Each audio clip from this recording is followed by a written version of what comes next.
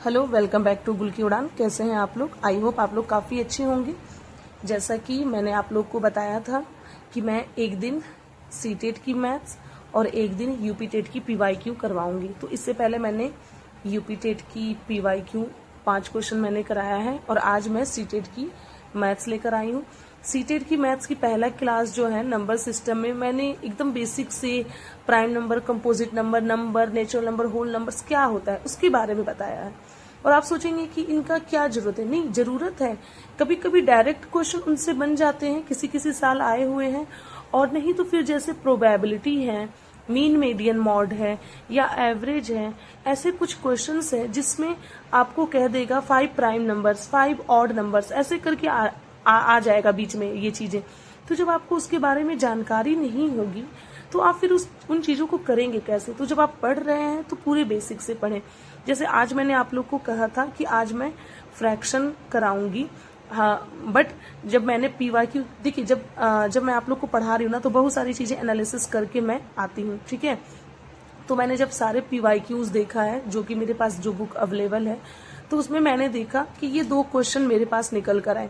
यानी previous class में, इससे पहले वाले क्लास में जो बताया था उससे रिलेटेड 2 क्वेश्चन, ये 2021 का है। ये क्वेश्चन मैंने लिखा नहीं है, लेकिन ये भी 2019, 20, 21 या 22 इसी तरह का है। यानी आज से 5 साल 4 साल पहले के क्वेश्चन से, इधर रिसेंट में नहीं पूछे गए। हाँ, रिसेंट में कंपोजिट नंबर का यूज है किसी क्वेश्चन में, प्राइम नंबर का यूज है। डायरेक्ट क्वेश्चन जो है यहाँ पे 2 क्वेश्चन मैंने लिया है, हो सके और भी क्वेश्चन हो। हालांकि मैंने एक क्वेश्चन को देखा है, लेकिन नजर मेरे 2 क्वेश्चन में पड़ी है। लेकिन इन दोनों को सॉल्व कराने के बाद जस्ट मैं फ्रैक्शन स्टार्ट करूंगी। हालांकि मुझे स्टार्ट करना चाहिए था पहले डेसिमल का मेरे ध्यान में नहीं था, तो मैं फ्रैक्शन पहले मैं बताऊंगी, फ्रैक्शन के बाद मैं डेसिमल भी आपको जरूर समझाऊंगी, ठीक है। तो ध्यान से देखिए, जो पहला क्वेश्चन है ये सीटेट पीवाईक्यू मैंने लिखा है क्योंकि ये दो क्वेश्चन मुझे मिल गए। क्योंकि जब चीजें हम समझते हैं और उससे रिलेटेड क्वेश्चन कर लेते हैं ना तो चीजें समझ में आती है। The number of composite numbers between 101 and 120, कहता है 101 और 120 के बीच में जितने भी कंपोजिट नंबर हैं, कंपोजिट का मतलब होता है भाज्य संख्या, जितने भी भाज्य संख्या है उसको लिखिए। तो आपको मैंने बताया था कि जो कंपोजिट नंबर होते हैं या जो भाज्य संख्या होता है वो होता है जिसके क्या हो, मोर देन 2 फैक्टर हो या गुणनखंड हो, मोर देन 2 फैक्टर या 2 से ज्यादा गुणनखंड हो। जैसे 4 1 से भी डिवाइड होगा, 2 से भी डिवाइड होगा, 4 से भी। तो यानी कि यहाँ पे जो गुणनखंड आया 2 से ज्यादा आ गया, 3 आ गया, 4 आ गया, 5 आ गया, तो वो कंपोजिट नंबर है। तो 1 से 101 और 120 के बीच में जितने भी नंबर है वो जितने भी बीच में कंपोजिट वाले नंबर है उनको बताना है काउंट करके कितने हैं। तो ये चीजें आप प्लीज इससे पहले वाले वीडियो को देख लीजिएगा जहां पे मैंने नंबर सिस्टम डे 1 लिखा है, तभी आपको चीजें समझ में आएंगी। तो बीच का बोला है तो 101 और 120 को तो काउंट नहीं करेंगे, 102 से लेते हैं, 102, 103 पहले लिख लेंगे, 103, 104, 105, 106, 107, कहीं गलती होगा तो प्लीज बताइएगा, 108, 109, 110, 111, 112, 113, 114, 115, 116, 117, 118, 119, 120। बट 120 को हम लोग नहीं लिखेंगे क्योंकि बीच वाला ही हमें बताना। अब इसमें कौन सा कंपोजिट नंबर है? तो सबसे पहले देखिए, हम प्राइम, चूंकि हमें कंपोजिट बताना है तो आपको पता है जिस नंबर के लास्ट में इवन नंबर होगा वो कंपोजिट होगा। देखिए 2 भी इवन नंबर है लेकिन 2 कंपोजिट नहीं होता, ये प्राइम होता है क्योंकि 1 और 2 ही इसका फैक्टर है। बाकी 2 के अलावा जितने भी इवन नंबर है यानी सम संख्या है वो सारे के सारे कंपोजिट होंगे। 2 के अलावा, 2 को छोड़कर, 2 जो है ना आपका प्राइम है, स्मॉलेस्ट प्राइम। और 2 के अलावा जिस भी नंबर के लास्ट में 0 हो, 2 हो, 4 हो, 6 हो, 8 हो, वो सब कंपोजिट होंगे। जैसे ये हमारा कंपोजिट है 103, ये कंपोजिट नहीं है, प्राइम है। 104 कंपोजिट है, इसके फैक्ट क्योंकि लास्ट में 4 आ गया तो कंपोजिट होगा। 105 भी कंपोजिट है। अब आप पूछोगे कैसे? लास्ट में देखिए 5 है तो तो ये 5 से डिवाइड होगा, 1 से तो डिवाइड होगा, 105 से तो डिवाइड होगा, दो फैक्टर तो ऐसे ही हो गए, और 5 से भी होगा। ठीक, 6 है तो ये होगा, 107 नहीं है, आप चेक कर लीजिएगा। ठीक है, लास्ट में 8 है तो 108 होगा। अब रहा सवाल 109 है या नहीं है। ये 3 से भी डिवाइड नहीं होगा, 3 से डिवाइड करने का रूल है, ऐड कर लो, 1 0 0 और 1 9 10, 10 डिवाइड नहीं होता है तो 3 से डिवाइड नहीं होता है तो 109 भी नहीं है। हाँ, 110 होगा, 111 होगा। पूछो कैसे? देखिए, 1 से डिवाइड होगा, 111 से डिवाइड होगा, और किससे होगा? तीनों को जोड़ के देखते हैं, 1 1 2 2 1 3, 3 का जोड़ने पे 3 आ रहा है, 3 का पहाड़ा में 3 आता है, इसका मतलब ये 3 से डिवाइड होगा। 112 भी होगा, 113 नहीं होगा, ये है नंबर है तो 114 होगा, ये भी होगा। क्यों? क्योंकि लास्ट में 5 है। 116 भी होगा, 117 भी होगा, 13 9 117, 118 भी होगा, और आपका 119 भी होगा। 7 से डिवाइड होगा, या 17 7 119। तो कितने नंबर हो गए? ये आपके नंबर हो गए 1 2 3 4 5 6 7 8 9 10 11 12 13 14, यानी टोटल जो हो गए वो 14, ऑप्शन नंबर 2। आई होप ये आपको समझ में आया होगा। अब चलते हैं क्वेश्चन नंबर 2 में। इसके बाद में फ्रैक्शन बताऊंगी आपको। How many pairs of twin prime are there between the integers 1 to 100। कहता है 1 से 100 के बीच में, 1 से 100 के बीच में कितने नंबर्स हैं जो कि ट्विन प्राइम है। मैंने आपको बताया था ट्विन प्राइम नंबर उसे कहते हैं, कोई भी 2 नंबर लेना है, ये भी प्राइम होनी चाहिए और ये भी प्राइम होनी चाहिए, और दोनों का जो डिफरेंस है यानी जो घटाने के बाद क्या आना चाहिए 2। तो जैसे मान लीजिए, पहला मैं मान लेती हूँ 3 और 5 को मैं ले लेती हूँ। 3 भी प्राइम है क्योंकि 1 से डिवाइड होगा और 3 से। 5 भी प्राइम है क्योंकि 1 से डिवाइड होगा और 5 से, और दोनों को घटाओ, घटा के देखो, 5 में से 3 गया 2। इसका मतलब ये क्या है? ट्विन प्राइम है, यानी हम लोग एक पेयर 3 और 5 ले सकते हैं।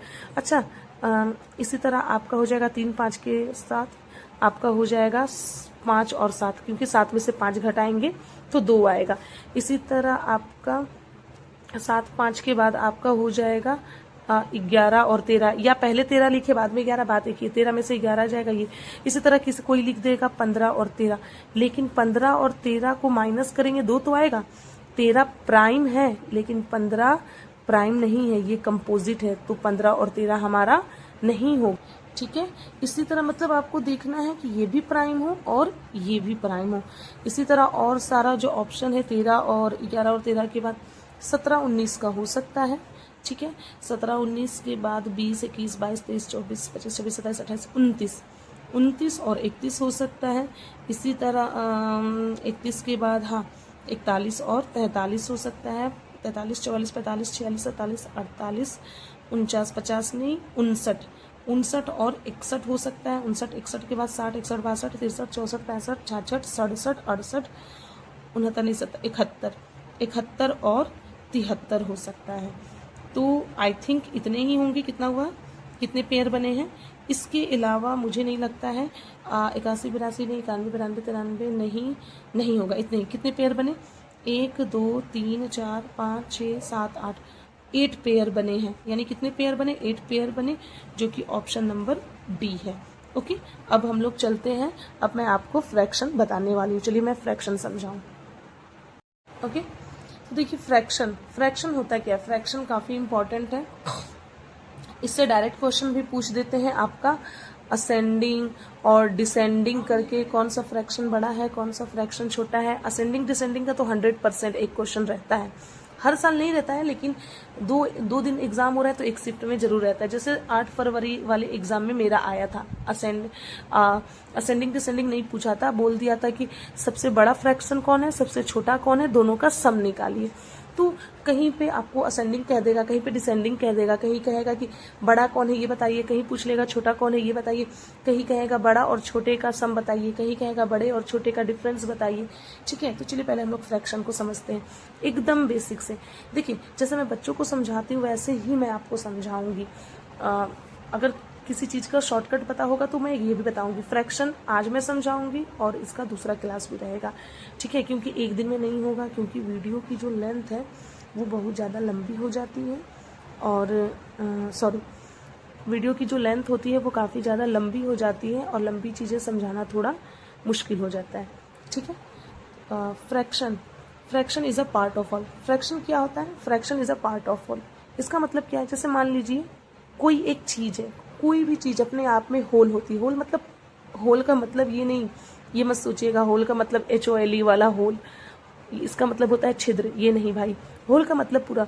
कोई भी चीज अपने आप में अगर पूरा है तो उसका कोई हिस्सा अगर मैं काट कर निकाल दूं, हटा दूं, equally, fraction is a equal part of whole. Equal यहाँ पे मैंने छोड़ दिया है, इक्वल लिख लेंगे तो ज्यादा अच्छा समझ में आएगा। इक्वल पार्ट ऑफ होल ही क्या कहलाता है? फ्रैक्शन कहलाता है। जैसे मान लीजिए ये पूरी एक पार्ट है, मान लीजिए कि ये पिज्जा है, इसकी मैंने 4 पार्ट कर दिया, ठीक है। इन 4 पार्ट में ये वाला जो, देखिए 4 पार्ट आपने किया तो इक्वल किया है, जाहिर सी बात है। ये 4 पार्ट में ये जो मैंने शेडेड किया ना, ये किसी ने खा लिया है, ये इटेन वाला पार्ट है, खाया हुआ पार्ट। तो मैं पूछूं कि इटेन पार्ट कितना है? देखिए फ्रैक्शन जो होता है ना, वो पूरे पार्ट, पूरे होल का कोई एक पार्ट होता है, और जिसको हम लोग कैसे लिखते हैं? A/B। A/B कहें या P/Q कहें, और रेशनल नंबर में भी मैं, रेशनल नंबर भी क्या होता है? वो फ्रैक्शन में ही होता है, P/Q के फॉर्म में कहें, A/B के फॉर्म में। जो कि A ऊपर वाला जो नंबर है वो क्या होता है? न्यूमरेटर, आपको पता होना चाहिए। डिनोमिनेटर नीचे वाला नंबर डिनोमिनेटर। अब देखिए जो B होता है 0 के इक्वल नहीं होता, ये सब मैं बताऊंगी आपको रेशनल नंबर में, यहाँ पे नहीं, ठीक है। तो A/B जो डिनोमिनेटर होता है ना, वो होल पार्ट को दिखाता है। होल पार्ट, होल पार्ट यानी टोटल हिस्सा हमेशा डिनोमिनेटर में रहेगा, और न्यूमरेटर जो है ना, जो बातें कही गई हैं, अगर टेकन कही गई है तो टेकन, टेकन वाला पार्ट, इटन कही गई है तो इटन वाला पार्ट, शेडेड कही गई है तो शेडेड वाला पार्ट, यानी जिसके बारे में बात हो वो न्यूमरेटर में होता है, और डिनोमिनेटर में टोटल पार्ट जो है जितने भी, वो नीचे होता है, ठीक है। जैसे मैं कहूँ आप फ्रैक्शन बताइए इटन पार्ट की, इटन पार्ट की फ्रैक्शन बताइए, तो पहले तो सबसे पहले A/B के फॉर्म में लिखना है, आपको पता है। तो सबसे पहले टोटल पार्ट कितना है काउंट करेंगे, 1 2 3 4, तो टोटल 4 है। और हमें बताना है फ्रैक्शन इटन पार्ट का, खाया हुआ, खाया कितना है? तो खाया 1 है, तो इसका फ्रैक्शन हो जाएगा 1/4। आई होप आपको समझ में आया होगा। इससे ज़्यादा इजी मेथड में मतलब आप नहीं समझ सकते, ये सबसे ईजीएस्ट वे है जो मैं क्लास में बच्चों को समझाती हूँ, ठीक है। और इसी तरह मैं बात कह दूं कि लेफ्ट जो पार्ट है, यानी जो पार्ट बचा है या रिमेनिंग जो पार्ट है, उसका फ्रैक्शन क्या होगा? तो उसका भी आप बता सकते हैं। हालांकि ये बहुत इजी, ऐसा नहीं है कि एकदम इतना ये इजी वाली चीज पूछती है, लेकिन क्या पता कहीं पे कुछ पूछ दे। हाँ, मैं इतना बता सकती हूँ, जो मैथ्स पेडागोजी होता है ना, उसमें कहीं ना कहीं चीजें ऐसे घुमाकर पूछ देता है, ठीक है। तो लेफ्ट पार्ट फ्रैक्शन क्या है? तो सबसे पहले टोटल पार्ट तो 4 है नीचे, लेफ्ट पार्ट यानी बचा हुआ पार्ट कितना बचा है? 1 तो खा लिया गया, बचा है 1 2 3, तो ये 3/4 हो जाएगा। आई होप आपको समझ में आया होगा। चलिए अब मैं आपको बताती हूँ यूनिट फ्रैक्शन के बारे में। यूनिट फ्रैक्शन क्या होता है? देखिए ऐसा फ्रैक्शन जिसका न्यूमरेटर 1 हो, वो यूनिट फ्रैक्शन कहलाता है। 1/4, 1/3, 1/6, 1/9 एंड सो ऑन, ठीक है। अब आता है दूसरा, मैं बताऊं, ये पहला था, दूसरा है प्रॉपर फ्रैक्शन।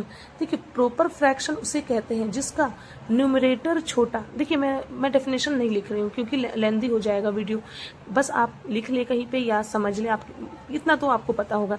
जिसकी न्यूमरेटर लेस देन हो डिनोमिनेटर से, यानी न्यूमरेटर छोटी हो डिनोमिनेटर बड़ा। जैसे 3/4 नीचे वाला डिनोमिनेटर बड़ा, न्यूमरेटर छोटा, 3/4। और एग्जाम्पल आप बता सकते हैं 1/2, जैसे 3/5, जैसे 6/11। तो ये सब प्रॉपर फ्रैक्शन है। दूसरा आता है इम्प्रॉपर फ्रैक्शन। इम्प्रॉपर, मेरी राइटिंग थोड़ी सी गंदी हो गई है, हालांकि धीरे धीरे लिखती हूँ तो राइटिंग काफी अच्छी होती है। इम्प्रॉपर फ्रैक्शन इसी का जस्ट अपोजिट, ऊपर वाला पार्ट बड़ा, नीचे वाला पार्ट छोटा, यानी न्यूमरेटर बड़ा डिनोमिनेटर छोटा। जैसे 6/5, जैसे 3/2, जैसे 9/5। और एक बात याद रखिए, इम्प्रॉपर फ्रैक्शन में होल नंबर भी इसमें ऐड होता है। कैसे? अभी मैं बताती हूँ। पहले आप देखिए मिक्स्ड फ्रैक्शन। मिक्स्ड फ्रैक्शन क्या होता है? मिक्स्ड फ्रैक्शन जो है ना, वो whole number plus proper fraction से मिलके बनता है। प्रॉपर फ्रैक्शन से मिलके बनता है। जैसे मान लीजिए, जैसे होल नंबर प्रॉपर फ्रैक्शन, जैसे मैं यहाँ पे दे रही हूँ 1 कंप्लीट 1/5, 1 कंप्लीट 1/5, यानी इसको हम ऐसे भी लिख सकते हैं, एक हिस्सा है और कोई चीज का 5 हिस्सा किया गया है जिसमें से एक हिस्से के बारे में बात की जा रही है, ठीक है ना।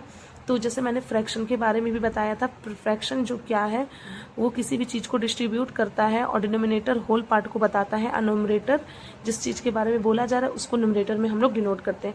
जैसे और एक बात याद रखिएगा, जो प्रॉपर फ्रैक्शन है ना वो हमेशा लेस देन 1 होता है, एक से हमेशा छोटा होता है। आप 3/4 को डिवाइड कर लीजिएगा, 1/2 को डिवाइड कीजिए, 1/2 का वैल्यू आता है 0.5, तो किसी को भी डिवाइड कीजिएगा वो हमेशा एक से छोटा आता है। इम्प्रॉपर फ्रैक्शन हमेशा मोर देन 1, हमेशा 1 से बड़ा आता है, ये आप देख लीजिएगा। और देखिए ऐसे भी, देखिए यहाँ पे ना 1 + 1/5, 1 + 1/5, यानी इसको हम लिख सकते हैं 1 प्लस, यानी कोई चीज है जो पूरा है, और जैसे मान लीजिए ये पिज्जा है, एक पूरा पिज्जा, और दूसरा जो है पूरा पिज्जा में कोई 5 हिस्सा किया गया है, 5 1 2 3 4 5 हिस्सा, और 5 हिस्से में से एक हिस्से की बात कही, एक हिस्सा इसमें से निकाला गया है, मान लीजिए ये और प्लस ये वाला पार्ट, तो ये दोनों को मिला के 1 कंप्लीट 1/5। और जब आप मिक्स फ्रैक्शन को चेंज करेंगे ना, तो देखिए चेंज करने का तरीका क्या है, इन दोनों को मल्टीप्लाई कर देते हैं, 5 एकम 5 और 1 जुड़ जाता है, 5 को 1 से मल्टीप्लाई करेंगे और ऊपर वाला नंबर ऐड हो जाता है, तो 5 एकम 5 और 1 6, 6/5। अच्छा देखिए इसमें और इसमें फर्क है, नहीं है, यानी इम्प्रॉपर फ्रैक्शन को ही हम लोग मिक्स्ड फ्रैक्शन में लिखते हैं। यानी 6/5 को जब आप तोड़ेंगे, तोड़ मड़ोड़ करेंगे, तो उसको लिख सकते हैं 1 कंप्लीट 1/5, या 1 कंप्लीट 1/5 को जब आप इकट्ठे करेंगे या एक जगह करेंगे तो वो हो जाएगा 6/5। और कैसे होता है इम्प्रॉपर मिक्स फ्रैक्शन में, दिखाती हूँ। 6 को 5 से भाग दो, 5 एकम 5, 6 में से 5 गया 1, कुछ मत करो, यहाँ फ्रैक्शन बार लगा दो, कुछ ज़्यादा बड़ा बन गया फ्रैक्शन बार, नीचे वाला 1 ऊपर, यहाँ का जो 5 है नीचे, यानी 1 कंप्लीट 1/5। देखिए ये वाली चीज़ आ गई ना। तो आज के लिए जो इतना है फ्रैक्शन जो मैंने स्टार्ट किया, जो बेसिक चीज़ें थी मेन जिसको आपको जानना था वो मैंने बता दिया। हाँ 2 चीज़ें और हैं, उसको भी आप देख लीजिए। लाइक फ्रैक्शन, क्या पता कभी कुछ पूछ दे। लाइक फ्रैक्शन जिसका डिनोमिनेटर सेम हो, जैसे 3/4, 2/4, 5/4, 6/4। अनलाइक, एक और बता देती हूँ अनलाइक के बाद भी, अनलाइक फ्रैक्शन जैसे ना डिनोमिनेटर सेम है ना न्यूमरेटर सेम है, 3/4 यहाँ हो गया 1/2, यहाँ हो गया 5/7, ठीक है। हाँ अब आता है इक्विवेलेंट, जो कि इम्पोर्टेंट है। इक्विवेलेंट, स्पेलिंग मिस्टेक होगा तो प्लीज नेग्लेक्ट कीजिएगा। इक्विवेलेंट फ्रैक्शन, ऐसा फ्रैक्शन जब दोनों को सॉल्व करें तो दोनों का आंसर सेम आए, या उसी का मल्टीपल्स उसमें मल्टीप्लाई हो, जैसे 1/2, 2/4, जैसे आपका हो गया 4/8, जैसे आपका हो गया 12/24। अब आपका हो गया कैसे इक्विवेलेंट है, तो देखिए मैं बताती हूँ। 1/2 तो है, अगर मैं इसे कट करूँ, 2 एकम 2, 2 दूनी 4, क्या आया 1/2। इससे कट करूँ 4 एकम 4, 4 दूनी 8, ये भी आया 1/2। जैसे इसे मैं कट करूँ 12 एकम 12, 12 दूनी 24, 1/2। यानी सॉल्व करने पे देखिए सब बराबर आ रहे हैं, that is called equivalent fraction. यानी 1/2, 2/4, 4/8, 12/24, ये सब इक्विवेलेंट फ्रैक्शन है। आई होप आप लोग को समझ में आ गया होगा। तो आज के लिए बस इतना ही। कल मैं फ्रैक्शन की दूसरी पार्ट लाऊंगी जिसमें मैं आपको बताऊंगी कि कैसे कौन सा फ्रैक्शन छोटा होता है, कौन सा बड़ा होता है, कैसे किसी फ्रैक्शन को कंपेयर करते हैं, कैसे किसी फ्रैक्शन को असेंडिंग और डिसेंडिंग ऑर्डर में लिखते हैं, ठीक है। ये सारी बातें बताऊंगी कल, नहीं परसों। कल मैं दूसरी चीज़ बताऊंगी आपको यूपी टेट से रिलेटेड, और परसों। अगर आपको वीडियो पसंद आया होगा तो प्लीज़ कमेंट सेक्शन में ज़रूर आप अपनी राय बताएं। अगर कुछ कमी बेसी रह गई होगी तो वो भी बताएं, उसे मैं सुधारने की कोशिश करूंगी। अगर कहीं लगता होगा कि इसको और दूसरे तरीके से बताया जा सकता है या कहीं एक्सप्लेनेशन में कुछ गड़बड़ है, तो आप भी झिझक बता सकते हैं, क्योंकि मैं भी सीख रही हूँ, आप भी सीख रहे हैं, तो हम लोग दोनों एक दूसरे का हेल्प कर सकते हैं। और जो बात थी, हाँ क्या मैं बताने वाली थी, देखिए कभी कभी ऐसा होता है दिमाग से चीज़ें निकल जाती हैं। हाँ मैंने बताया था कि मेरे चैनल मोनेटाइज्ड हो गई है, जो कि मेरी वजह से कम, आप लोगों की वजह से ज़्यादा हुई। मैं तो एक बार वीडियो बना के बस छोड़ देती थी, लेकिन आप लोग उसे देखते हैं, तो आपके देखने की वजह से मेरी वीडियो मोनेटाइज्ड हुई है। मैं दिल से आप लोग का शुक्रिया करती हूँ। ठीक है। और आप लोग बस मेहनत करके पढ़ें, और मैं भी पढ़ रही हूँ। ऐसा नहीं है कि वीडियो के चक्कर में अपनी पढ़ाई बर्बाद करी, नहीं। हाँ, लेकिन इतना है कि मैं आधा घंटा 1 घंटा आप लोग की टाइम निकाल सकती हूँ। और दूसरी चीज़ मैं ये भी दिखा दूँ कि जो PYQ बुक के बारे में, तो आपको मैं दिखा दूं, मैं ओसवाल पब्लिकेशन की PYQ बुक को फॉलो करती हूँ। यहाँ पे ये न्यूली अपडेटेड है, यहाँ पे देख रहे हैं ना, 8 फरवरी। और इसमें सॉल्यूशन है। अगर आपकी मैथ्स थोड़ी सी भी अच्छी है ना, तो आप इसका सॉल्यूशन देख कर ना आप काफ़ी अच्छे से मैथ्स की प्रिपरेशन कर सकते हैं। और सिर्फ वही नहीं, मैथ्स साइंस लैंग्वेज 1 लैंग्वेज 2 हर चीज़ दी गई है। और 2013 से लेके पूरा 2025 तक के, 25 का मतलब कि जो 2026 में एग्जाम हुए, 25 में तो कोई एग्जाम नहीं हुआ था, ठीक है ना, लेटेस्ट पैटर्न पे है। तो अगर आपको कोई PYQs बुक खरीदनी है तो प्लीज़ ओसवाल को आप प्रीफर कर सकते हैं। अगर आपको ये बुक परचेज करनी है तो इसकी लिंक मैं डिस्क्रिप्शन बॉक्स में डाल दूंगी। और मेरा गुल10 करके एक कोड है, अगर अमेजोन पे आप लगाते हैं तो 30% ऑफ मिलेगा, और ओसवाल के वेबसाइट से लेते हैं तो 40% आपको ऑफ मिल जाएगा। और ये बुक काफ़ी अच्छी है। तो आज के लिए बस इतना ही। और हाँ, टेलीग्राम चैनल ज्वाइन करना ना भूलें। Thank you so much.